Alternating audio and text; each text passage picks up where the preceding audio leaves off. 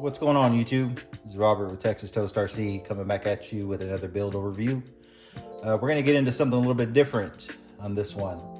Those of you that have seen my channel know that I do really like leaf springs, hard body trucks. Leaf springs are just one of my favorite things to build. I love the realism, and I just love them. But we ended up having another bug bite, and this is one thing that I've really enjoyed building. Love its capabilities, and it's been an awesome rig, and we're gonna get into it right now. All right, guys, here it is. So what are we looking at? This started life as a Vanquish H10 Optic. I really hopped on the Optic, I want to say it was about a month after they got released from Vanquish. I was looking at cage buggies for a while. I wanted to go originally with a Capra. Everybody has a Capra that I've known. At least, you know, at my local crawling spots, they all have Capras, and you know, they say they do good. And I mean, they're really good, really capable trucks. But once I saw that Optic drop, I was like, you know what? Let's go something different. Let's go with something newer. One of the things that really sold me was, you know, their hydro ram setup that they have in the front of this thing. It just looks really cool on the rocks. But obviously the chassis is far from what an Optic looks like, right? What I went ahead and did is I ended up going with an RC Speedy because I wanted a metal cage. And I know RC Speedy and a couple of others had made an exact H10 Optic cage, but I wanted something a little bit smaller. So I ended up going with the R2. This is the stainless steel version, not the titanium. Titanium would have been nice, but I just didn't want to go the extra money for the titanium version. So yeah, we got that bolted up with the Vanquish. Whenever these finally drop, these are the actual Vanquish aluminum axles, front and rear, because I wanted to do four-wheel steer. This is actually my first four-wheel steer truck, and let me tell you what, I love it, man. I mean, after going four-wheel steer, I wish even some of my leaf springs were four-wheel steer, but you know what, that's not going to happen because it just doesn't work right? But with this buggy, I love it. Never had a four-wheel steer truck before this, and let me tell you what, it just opens up way more possibilities as far as being able to maneuver on the rocks and whatnot. Let's go ahead and start with what we got going on as far as the other upgrades on the chassis. We'll start with the front. Again, aluminum housing. Once these dropped, I had to jump on them. I ran the Trials for a while. I liked them. They are very good quality axles, the Trial axles, but I wanted to have the Vanquish axles, and they just, I mean, they're so clean looking. I went with the clear version. At the time when I had just the Optic body or chassis on this, I already did some upgrades on that. So I have the Muse brass servo cover here, and I'm sorry, the servo mount here. Running the Muse brass weights up front for the knuckles. As far as your steering up here up front, I actually have the H10 steering arms for the ram arm. I got running those. Again, everything on the front is also the same on the rear, except I have just the plastic servo mount on the back for this one. And again, the plastic knuckles on this. I haven't got the Vanquish H10 knuckles, the aluminum knuckles to match the axles, but I don't know, I'm kind of just running with the plastics until they break. As far as steering goes, to get this thing going, I'm running both front and rear Reese 777s. I am doing the brass up front, obviously for the weight, and the regular in the back. I actually did the four-wheel steer when I had the original Optic chassis before switching over to the RC Speedy, and it was cool. I liked it. I will say the only thing that I don't like about this one here with running this smaller cage, the rear don't mind as much because it kind of you know, blends in a little bit, but the front, having this big old brass gold bling thing hanging up here in front, I really wish, just because I like the scale look of some of the other axles, like the F10 axles and whatnot, where you can actually flip the servo.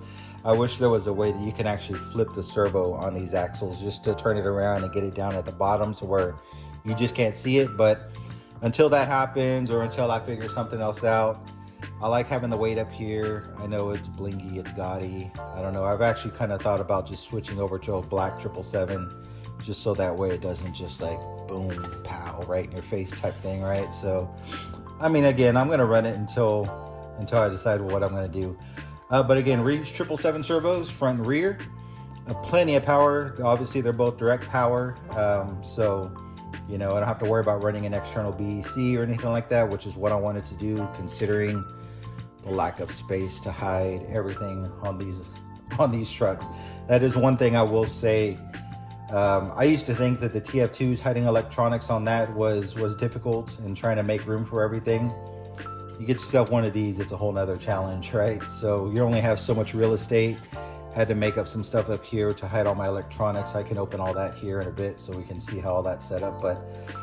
But again, I wanted to do everything I could to hide the electronics, hide the wiring. I mean, obviously there's kind of no way to get around seeing the servo or the wiring, but it's as much as you possibly can do. Wheels and tires, running the Vanquish Battleborn 1.9. Love these wheels. As soon as I seen them come out, same thing too, like I just had to have them. I've really been thinking about, once they finally come back in stock, maybe running a 2.2, same wheel, just because I love this wheel, but a 2.2 wheel on a 1.9 tire, just to give it that bigger wheel, smaller tire look. Tires, I'm running the Proline Super Swampers. These are G8 compound. G8 is what works best for the rocks that I'm at. So running G8s all the way around. And after they've worn in like they are right now, they have done really good with where I'm at. The only thing that I am missing, which I know I keep telling myself, is still running the stock foams, which they work fine, but when you're hitting the side hill and you got the weight of the truck, you know, your tires are just folding under, which again, at some point, I'm gonna go ahead and switch over to a dual stage. As far as electronics go, as you can see, this is actually a rear-facing motor. When I bought the chassis, originally it's supposed to be set up to have everything front mounted, but with keeping everything scale and also WeRock RC in their rules and whatnot with some of the classes, I actually wanted to do a rear exit motor. So pretty much what I went with is Colorado Adventure Club. I'll go ahead and leave a link down in the description. He makes a mount which actually pulls the whole front half of the VFD, that whole bell system, all that comes off. There's a motor mount that clocks right in, screws right into that, and your motor goes right on that motor mount. You have to use a different pinion. I believe it's a 9-tooth 48 pitch pinion for your motor, and you're pretty much running that first gear inside the transmission, ends up being your spur gear. I will say, and he does mention on his website, that you kind of want to run a 1200 Hobby Wing SC. I don't have one of those, and I've been meaning to switch this out to at least an 1800, but I don't want to mess with any of my electronics because I have everything just so cleaned up and how I have everything mounted. So right now it's running the Hobby Wing Fusion Pro. I just make sure that I'm very careful on the trigger. Obviously it's got plenty of power because of the lack of the gear reduction, taking all the other assembly off of this. So it does have some wheel speed, and I will say you got to really be careful, but I'm very careful on the throttle. So, you know, I just make sure that I'm not, full throttle on everything. Now, as far as the motor goes, again, that all sits right here in this back section, but again, I did everything I possibly could to hide all the electronics. I want it to look like this is this is as real of a buggy as you can possibly get, minus the big old servos. So what I actually saw was Ty Customs, and forgive me if I'm getting the name wrong, but I'll also leave a link down. He does a resi printed motor cover that works for the Fusions. They're really cool. They come in a few different colors, or you can do a complete one color, you paint it yourself type thing. When I ordered it with a green cap, but I still did some extra detailing myself. I went and painted some of these extra things a little bit different, just to add a little bit more detail to it. I mean, you can see the turbo here, kind of wrap the exhaust to make it look like it was an exhaust wrap type situation. But like I said, it's a really cool cover because you can't see the motor. It looks like, I believe it's I think it was an Ecotech motor is what it's supposed to mimic, a 4-banger, which is what most of the guys run. in these type of buggies in the real world is these 4-cylinder turbos. But again, it's a really cool print. You know, with that resin print, it really brings out a lot of detail. And if you take your time and go in and paint it yourself and add some more detail, it just really pops everything. And I really like the way it looks. I really like the way it turns out. I will say, just be careful for anybody that has messed with resin printing. The detail is very nice, but also keep in mind that the resin does tend to be a little bit more delicate, so you got to watch with your rollovers and whatnot. So you just really want to be careful. But again, it's been really cool. As far as my battery, if you see, my battery's plugged in. Well, it's not plugged in, but my battery is in place right now, but you can't see it, right? It's like, okay, where are you going to put a battery in this thing? There's really not much room up here, obviously. My battery I actually put right here. I made my interior all myself. It's all a styrene built interior, styrene dash that I did. The seat that's in here is actually a Scale Metal Supplies aluminum seat that you just bend up and where it needs to go. My floorboard, my floor down here on the bottom, that's all a styrene piece. I took this off of the Vanquish transmission, made my own little knife handle shifter. See if you can see that. It's like a knife handle shifter, so that's in there. But my battery is actually right here, right next to it. So I went single seat on this one. This is actually a fake fuel cell that I made also out of styrene. This just slides right over this, see? And then there's my battery. I'm running a little 850 3S 850 LiPo for anybody that wants to see what it is. I got these off of Amazon. They're pretty cheap. I think they're like 20 bucks a piece or whatnot. But pretty much when I got the chassis, this was supposed to be set up for the possibility of running a VFD twin, which I'm not. So there's actually a mount here for a servo. Since I'm not running additional servo, I'm like, you know what? That's actually a perfect spot for the battery. Put some Velcro. It's Velcroed on there. That sits right in there. All my wiring kind of hides up underneath here. Like you can see my battery plug, XT60 battery plug there. And that all runs underneath there. That thing slides on top. It's like it's not even there. Also too, let's see if we can get a better, this is that Colorado Adventure Club motor mount. Again, it just sits right on there. But yeah, like I said, that's where the battery goes. And like I said, once you get this cover on there, it's kind of friction fitted. Sometimes it does get a little loose. I might have to do some magnets or something. But once the battery's in there, that goes over it. It's like you can't even see it. Again, trying to do everything I can to hide all my electronics. Let's see, what else do we got? As far as suspension goes, so I actually am running RC all-wheel drive shocks. These are 100 mil shocks, front and rear. They are running 40 weight oil. And then I went on Amazon, and because I wanted to have some kind of spring, like it does have some spring. It's not completely bottomed out like full droop setup is. There is some spring in the shock. I went on Amazon and found a spring kit. Just something wide enough to fit on the inside, so it's still an internal spring, messing with different spring strengths. And where it's at right now is actually okay. Like, I mean, like I said, there is some give. There's obviously not a knot because I think the spring is only about this big.